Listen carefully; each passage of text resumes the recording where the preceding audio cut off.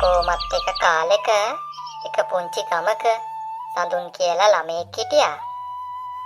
ඉතින් සඳුන්ගේ අම්මා අනුන්ගේ ගෙවල් වල වැඩට ගිහින් තමයි කීයක් හරි හොයාගත්තේ.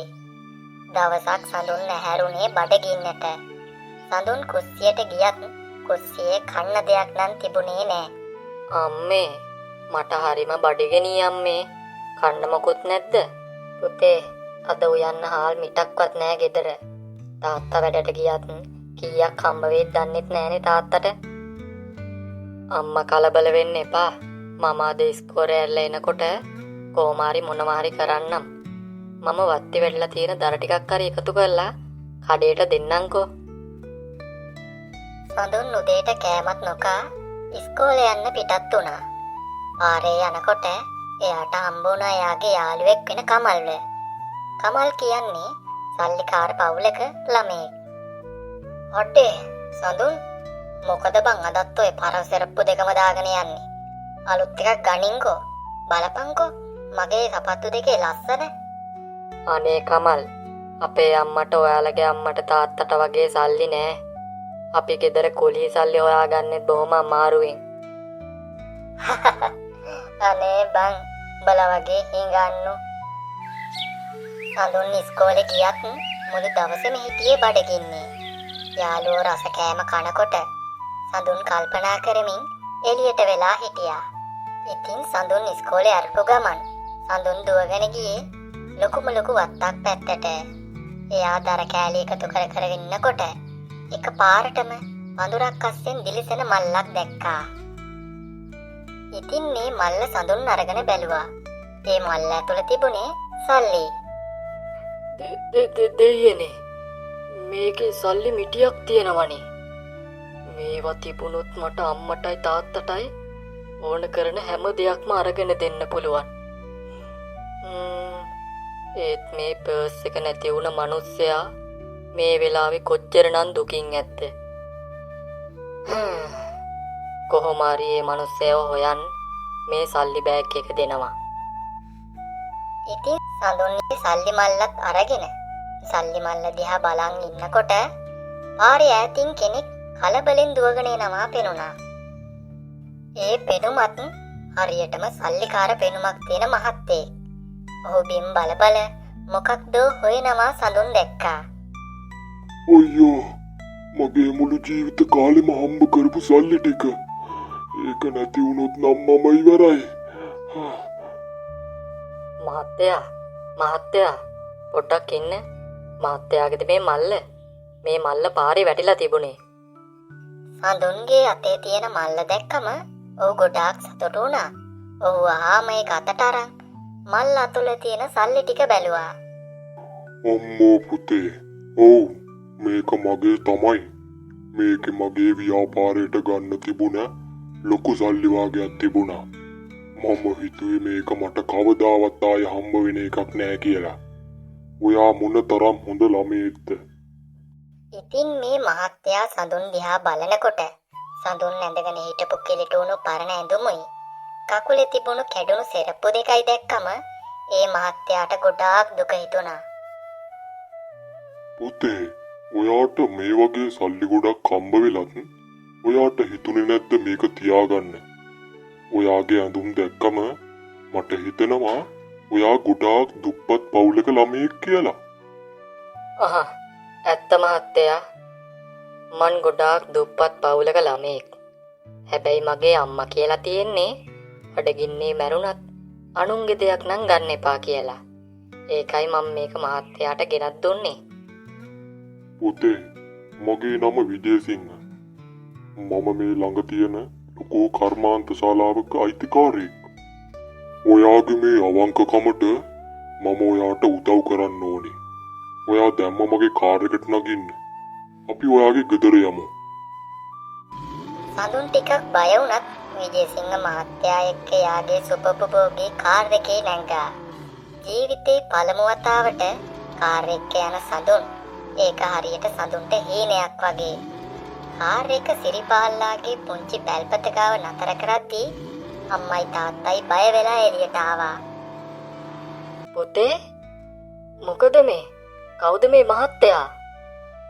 බය වෙන්න එපා අම්මේ. ඔයාලා මේ වගේ රත්තරන් පුතෙක් හැදුවට මම ඔයාලට ස්තුති කරන්න ඕනේ.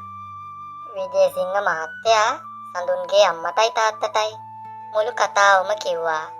ඊට පස්සේ ඔහු කාර් එකේ පිටුපස තිබුණු ලොකු බෑග් කීපයක් එළියට ගත්තා. ඉතින් මේ මළුවල තිබුණේ ගෙදරට අවශ්‍ය කරන කෑමට බීමට අවශ්‍ය කරන දේවල්. මේවා අදට තියාගන්න. හැබැයි මම ආවේ මේ ටික දීලා යන්න විතරක් නෙවෙයි. හෙට උදේට සඳුන්ගේ තාත්තා මගේ ඔෆිස් එකට එන්න. මම ඔයාට ස්ථිර රස්සාවක් දෙන්නම්. ඒ වගේම සඳුන් පුතාගේ ඉස්කෝලේට යන හැම වියදමක්ම මම බලා ගන්නම්. අම්මේ, ඔයාට පුළුවන් අපේ ගෙදර වැඩ කටයුතු බලා ගන්න එන්න. මගේ නෝනත් අසනීපෙන් ඉන්නේ. ඔයාලා වගේ විශ්වාසවන්ත අය තමයි අපේ පවුලට ඕනේ. එහෙනම් මම යන්නම්. ඔයාලා හෙට එන්නකෝ එන. සඳුන් දැන් දක්ෂ තරුණෙක්. ඔහු විජේසිංහ මහත්තයාගේ ව්‍යාපාර කටයුතු වලට පවා උදව් කරන මට්ටමට පත්ව සිටියා. ඒ වන විට විජේසිංහ මහත්තයාගේ නෑදෑ වන හිතවතුන් බොහෝ දෙනෙක් ඔහුගෙන් ඈත්ව සිටියා. සඳුන් පමණක් ඔහුට සෙවණැල්ලක් මෙන් උදව් කළා. ඉතින් සඳුන්ගේ අවංකකම සහ කැපවීම ගැන පෑදුණු විජේසිංහ මහත්තයා දිනක් සඳුන්ට ඔහුගේ ගෙදරට එන්න කිව්වා. පුතේ සඳුන්, මම ඔයාව මගේ පුතෙක් වගේ හැදුවේ. ඔයාගේ ඔය අවංකකම නිසායි මගේ ව්‍යාපාරය දියුණු කරගන්න ඔයා දුන්න සහයෝගයට මට ඕනේ ඔයාට තෑග්ගක් දෙන්න. හැබැයි මේක තෑග්ගක් නෙවෙයි, ඔයාගේ මාන්සිය.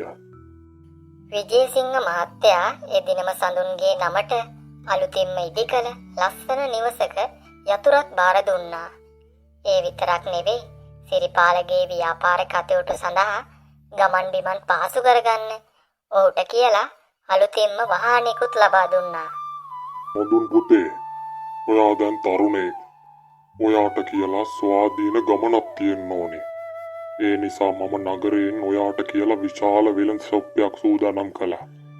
අන්දේ ඉඳන් මේකේ අයිතිකරු ඔයා. ඉතින් සිරිපාලට අදාහගත නොහැකි වුණා. පාරේ වැටී තිබූ සල්ලි මල්ල එක්කලා උලගෙන හිමකරුට ලබා දුන් එදාගත් කුඩා තීරණය අද ඔහුගේ මුළු ජීවිතේම වෙනසක් කර තිබුණා. සිරිපාල තමන්ට ලැබුණු වාහනින් අම්මවත් තාත්තවත් දාගෙන අලුත් නිවසට එක්කන් ගියේ මහත් ආඩම්බරයෙන්. ඔන්න ඔහොම දින සති ගණන් කාලය ගත වී ගියා. සඳුන් දිනෙන් දින දියුණුවටපත් උනේ ඔහුගේ තිබූ කැපවීම සහ විජේසිංහ මහත්තයාගෙන් ලැබුණු ගුරුහරුකම් නිසායි. නමුත් ඒ දියුණුවත් සමග ඔහු කිසිම දවසක තමන්ම ආපු මග අමතක කළේ නෑ. දිනක් සඳුන් තමන්ගේ සුපෝපභෝගී වාහනින් ගම මැදින් යනකොට පාරායිනේ අසරණ වෙලා ඉන්න පරණ මිතුරෙක්ව දැක්කා. ඒ තමයි කමල්. කමල්, මොකද බම් මේ පාරේ කරන්නේ? මොකද උනේ? අනේ සඳුන්, මට සමා වෙන්න බං. එදා මම උඹේ දුප්පත්කමට hina වුණා. මට අද පාරට වැටෙන්න වෙලා. තාත්තගේ ව්‍යාපාර ඔක්කොම පාඩු වුණා. මට කර කියා ගන්න දෙයක් නැතුව ඉන්නේ සඳුන්. දැන් මේ රස්සාවක් හොයාගෙන යන ගමන්. එහෙමද? මේ එහෙනම් කමල් නගින්නකෝ මගේ වාහනේට. මාත් එක්ක යම් පොඩි ගමනක්. කමල්, මෙන්න මේක තමයි මගේ කඩේ. අද ඉඳන් කමල් මේකේ වැඩට එන්න. මාත් මේ විශ්වාසවන්ත කෙනෙක් හොයා තමයි හිටියේ කඩේ වැඩට ගන්න. හොඳ වෙලාවට තමයි කමල් හම්බුනේ. මං ඔයාට හොඳ වටුපක් දෙන්නම්. අපිත් ආයෙත් අර පරණ හිටියා වගේ හොඳ යාළුවෝ වගේ යමු කමල්. ඔය පරණ දේවල් අමතක කරලා දාන්න.